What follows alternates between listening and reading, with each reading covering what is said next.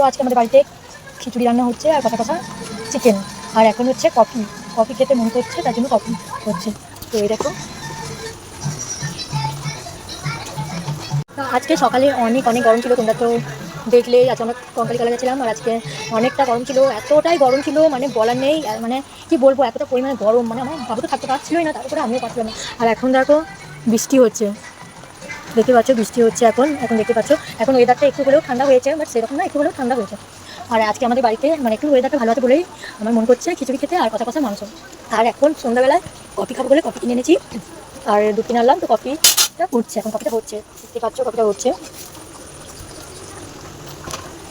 আর ওইদিকে অলরেডি খিচুড়িটা চাপিয়ে দিয়েছে, আর এদিকে কফিটা হোক, তারপরে আমরা কফিটা খাবো।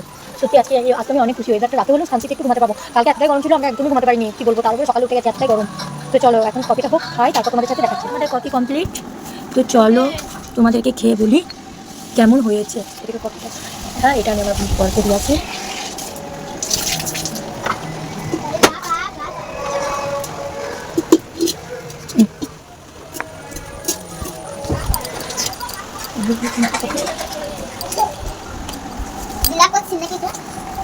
আমি কি করছি, এদিকেও খেলছে। তো চলো তোমাদেরকে খেয়ে বলি কেমন হয়েছে।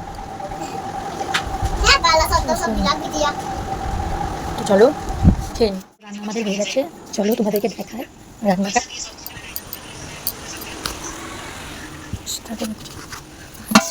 খিচুড়ি, চিকেন,